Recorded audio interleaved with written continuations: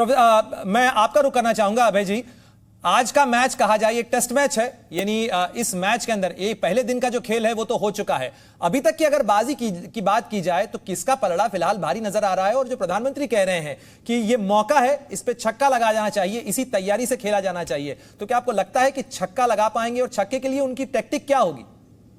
देखिए, आपको याद होगा कि आखिरी गेंद पर छक्के का इतिहास क्या है। पहली बात तो ये, जिस मैच में छक्का लगाया गया था वो टेस्ट मैच नहीं था, वो वनडे मैच था और छक्का लगाने वाले थे पाकिस्तान के बल्लेबाज जावेद मियांदाद, गेंद फेंकने वाले थे भारत के बल्लेबाज, भारत के गेंदबाज। तो मैं ये कह रहा हूं, प्रधानमंत्री ने जो मेटाफर चुना है, जो रूपक चुना है, उसमें थोड़ा सा जोखिम है, क्योंकि ये छक्का लगाना वाला मसला जो है ना, ये भारतीय क्रिकेट के लिए एक बहुत पुरानी दुखद याद है। अब वो राजनीति के मैदान में इस दुखद याद को पलट दें तो मैं कह नहीं सकता। दूसरी बात यह है, प्रधानमंत्री, कुल मिलाकर प्रधानमंत्री की इस रूपक का ही अगर हम उसी के ऊपर टिप्पणी, उसी की समीक्षा करें तो वो ये चाहते ये हैं कि ये ऐसा एक मौका है जिस मौके पर वो विपक्ष के तमाम तर्कों को धूल धूसरित कर सकते हैं। भाजपा के प्रवक्ता और स्वयं प्रधानमंत्री उसको पूरी तरीके से धूल धूसरित कर सकते हैं, निष्प्रभावी कर सकते हैं। वो ये भी मान रहे हैं कि विपक्ष कोशिश कर रहा है माहौल बनाने की, और ये बात उनकी बिल्कुल सही है। जब प्री पोल अलायंस बंद होता है, जब चुनाव से पहले अलायंस होता है, तो वो दो चीजों की खोज करता है। वो गणित की खोज करता है, जीत के गणित की खोज करता है, और जीत के रसायन की खोज करता है। तो ये मैथमेटिक्स भी खोजी जा रही है और केमिस्ट्री भी खोजी जा रही है। मैथमेटिक्स तो एक उम्मीदवार खड़ा करने के हिसाब से होती है, और केमिस्ट्री माहौल बंदी से होती है। तो ये जो अविश्वास प्रस्ताव के ऊपर जो पूरी बहस है, इसमें विपक्ष की तरफ से माहौल बंदी की कोशिश होगी और भाजपा की तरफ से, प्रधानमंत्री की तरफ से कोशिश होगी कि इस पूरी विपक्ष के इस प्रयास को पूरी तरीके से ध्वस्त कर दिया है। बिल्कुल अभय जी, सारा गणित और सारी केमिस्ट्री जो है वो सत्ता का समीकरण बैठाने की। प्रोफेसर संगीत रागी, अगर आप इस समीकरण की बात की जाए, प्रधानमंत्री ने इस बहस को काफी व्यापक कर दिया। आज अगर आप देखें अविश्वास प्रस्ताव की बहस से पहले उन्होंने जो टोन सेट किया, उसमें उन्होंने इस विषय को पूरा व्यापक बना दिया है। यानी वो क्विट इंडिया मूवमेंट आज जिसकी वर्षगांठ है, उसके बहाने वो परिवारवाद, भ्रष्टाचार, इन तमाम मुद्दों को लेते हुए ऐसा लग रहा है कि वो इलेक्शन कैंपेन में जा चुके हैं, वो पहले ही इलेक्शन का ऐलान कर चुके हैं, और आज के से वो एक नया जो प्रोग्राम रोल आउट कर रहे हैं, उससे कहीं ना कहीं लग रहा है कि वो आप इलेक्शन के मोड में ही हैं। देखिए, नरेंद्र मोदी से ज़्यादा पूरे स्वतंत्र भारत के इतिहास में कोई भी प्रधानमंत्री ऐसा नहीं हुआ जिसने नीतियों को लेकर के कुछ ऐसा स्लोगन दिया है जो जनता तक पहुंच जाती हो। बेटी बचाओ, बेटी पढ़ाओ हो, चाहे अन्य, आप देखेंगे कि प्रधानमंत्री जब भी भाषण देते हैं तो उसमें कोई न कोई एक सूत्र वाक्य या कोई न कोई सूत्र वाक्य वो जरूर ला करके खड़ा करते हैं जो उनको जनता तक पहुंचा देता है या जनता से जोड़ने में उनको कामयाब बनना। मुझे ऐसा, मैं पहले भी कह रहा था कि 2024 के चुनाव के पहले प्रधानमंत्री इसका उपयोग करेंगे और विपक्ष के जितने तर्क हैं, आपने देखा होगा, उसको सबको। प्रोफेसर रागी, सहज सा सवाल ये है कि छक्का लगाने के लिए उनकी टैक्टिक क्या होगी? क्योंकि सवाल तो यही उठ रहा है कि वो कह रहे हैं कि मौका है, छक्का लगाइए।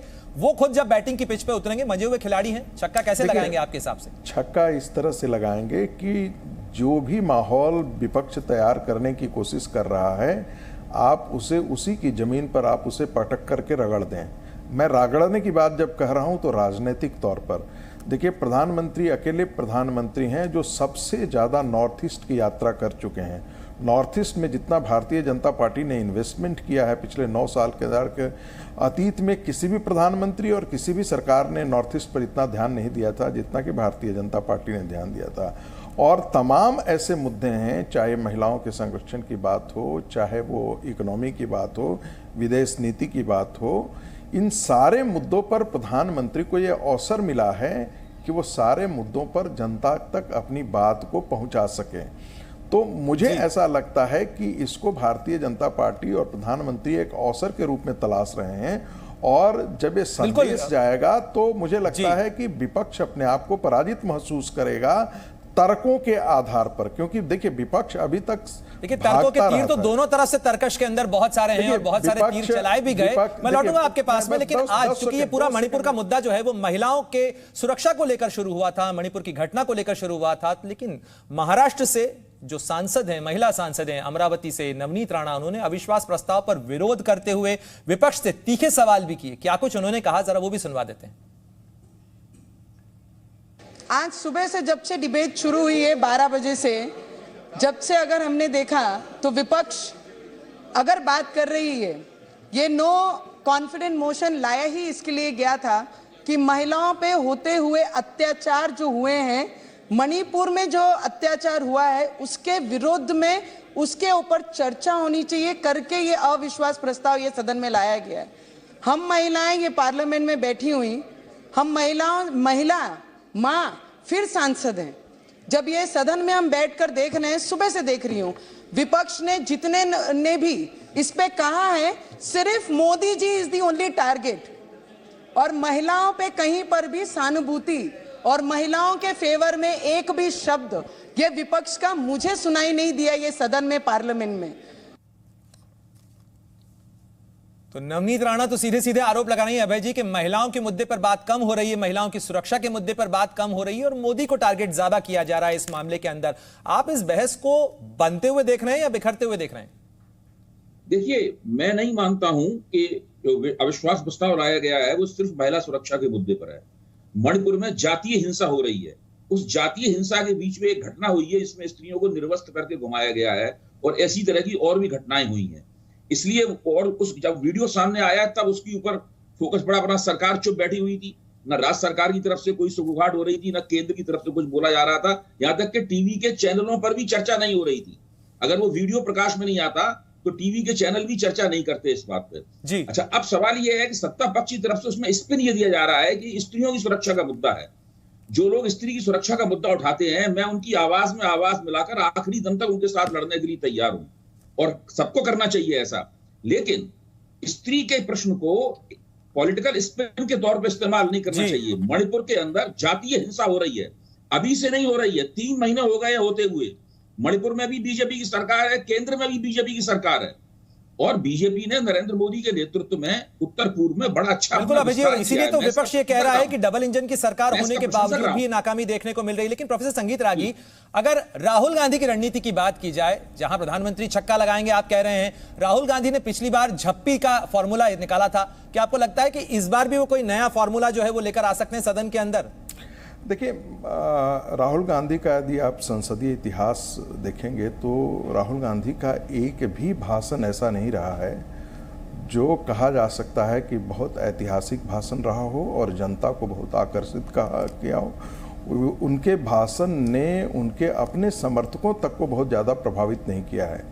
कभी उन्होंने कहा था कि जब यदि मैं बोलूँगा तो एक एटम बम की तरह वो साबित होगा, बम फूटने जैसा होगा, धमाका होगा, लेकिन वो बाद में पता लगा कि वो छुड़छुड़ी जैसी साबित हुई।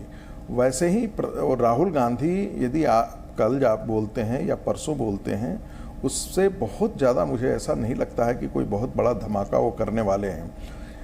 देखिए, प्रधानमंत्री शब्दों के जादूगर हैं और वो अच्छी तरीके से जानते हैं कि जनता की नब्ज कहाँ है। वे भी जानते हैं कि उनको चुनाव में वो 24 घंटे उसी मूड में रहते हैं। देखिए, टेस्ट तो उसका लेने में दिक्कत होती है ना, जो कभी साल में पढ़ता नहीं हो, एग्जामिनेशन के समय 2 घंटे पढ़ लेता हो या 2 महीने पढ़ता हो। यहाँ एक प्रधानमंत्री ऐसा है जो गवर्नेंस के मुद्दे पर 24 घंटे सजग है। लेकिन कहीं ना कहीं देखा जाए तो सत्ता पक्ष और विपक्ष दोनों ये बात कह रहे हैं कि चलिए इसी बहाने कम से कम चर्चा तो हुई सदन के अंदर, और ये मौका चुनाव से पहले दोनों ही पक्ष तलाश रहे होंगे। बहरहाल इस चर्चा में भाग लेने के लिए प्रोफेसर संगीत रागी और अभय दुबे, आप दोनों का बहुत शुक्रिया। और चलते चलते आपको बता दें कि लोकसभा में बहस के दौरान न केवल चर्चा हुई, तर्क दिए गए, दलीलें दी गई, बल्कि हनुमान चालीसा का पाठ भी हुआ।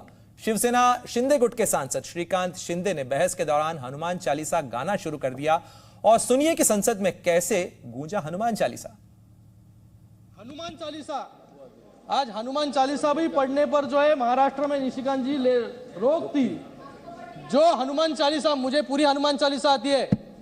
जय हनुमान ज्ञान गुण सागर, जय कपिसति जो लोक जागर, रामदूत अतुलित बलधामा, अंजनी पुत्र पवन सुत नामा, महावीर विक्रम बजरंगी, कुमति निवार सुमति के संगी, कंचन वरण विराज सुबेसा, कानन कुंडल कुंचित केसा, हाथ वज्रो ध्वजाउ राजे, कान मूज जनेऊ साजे, कंठ शंकर सुवन केसरी नंदन, तेज प्रताप महाजगवंदन, विद्यावान गुणी अति चातुर, राम काज करे बिको आतुर।